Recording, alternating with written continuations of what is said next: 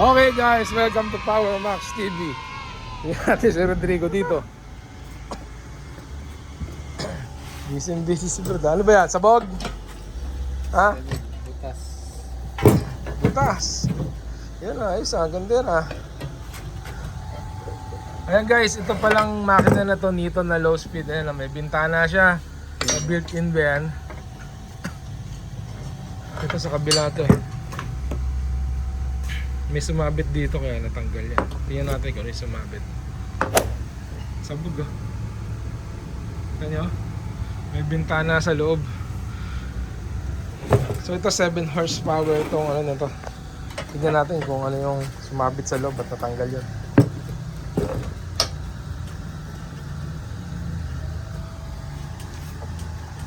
Age ng makina 3 months.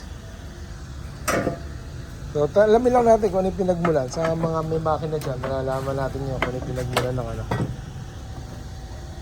Kung bakit nabasag yung dingding nito.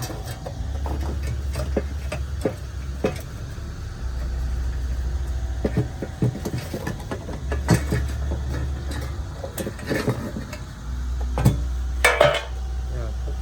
Hindi naman pwedeng nalaglag lang kung sa yung dingding yan na walang sumasabit. Wala bang bato sa loob? Pero yung ano, natanggal mo yung dalawa. Sige, tanggalin mo. Hindi na. Andito na sa ilalim nito para makita natin. Tanggalin mo na yung bulante.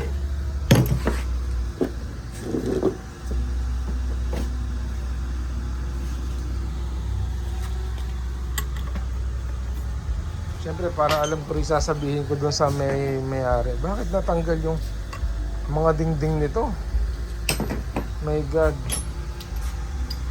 So sa mga hindi pa nakasubscribe sa aming channel, don't forget to subscribe to our channel, Power Max TV.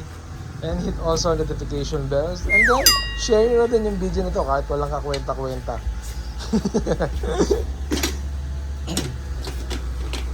Ayan. So titignan natin yung likod nito. Kung ano ba ang misteryong nasa likod nito. Bakit nagtanggalan to? Ayan o. Kala namin yung unang ba't humihinto. Kala namin naputol yung ano, connecting rod. Tapos eh gano'ng may-ari, ang lakas doon ng langis na tumatagas. Eh ngayon ko lang nalaman, butas pala yung dingding. Sila kasi nagbaklas nito. Sige, tanggalin mo yung brother. Ayan. Naku, yan o. Ano. Tornilyo. Saan galing yan? Dito.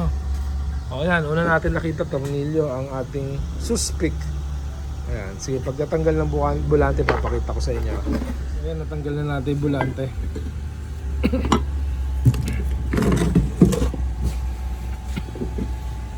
Malinis naman. Malinis oh.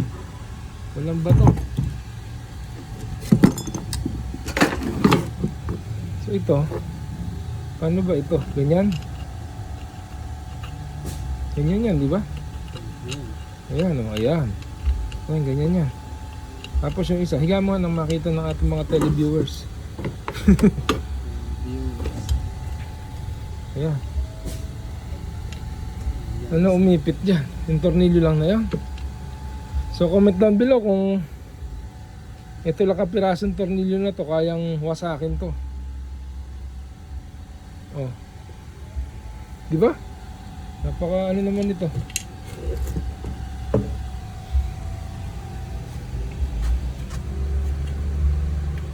Napakalupit. Ito nga yun.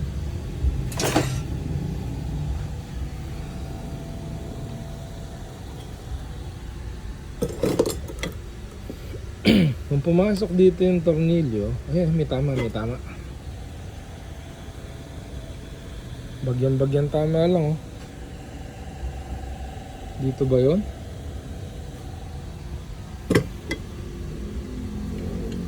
Para mabasag niya itong dalawa na to. Ito ba may tama? Ano naman? May tama ba to? Ayun, ito meron oh. Ayun oh. Dito tumama.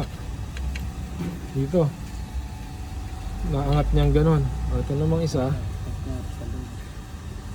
Ere naman tama na isa. Ito may tama. May tama ka brother yun, oh.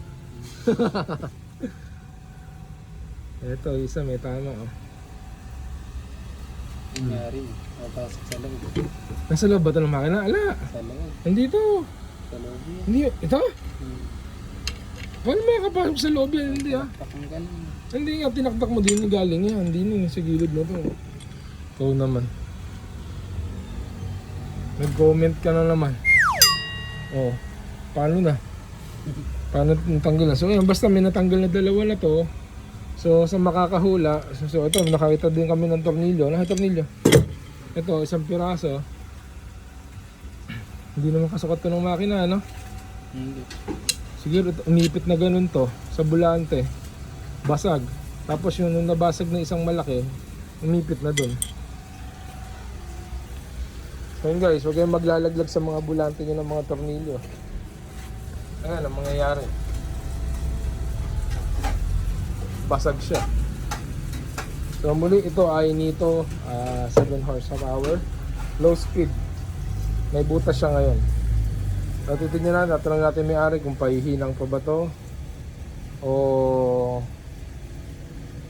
hindi na niya pagagawa. Okay guys, so thank you for watching sa ating walang kwentang video ngayon. Binigyan ko lang na update na may nabasag.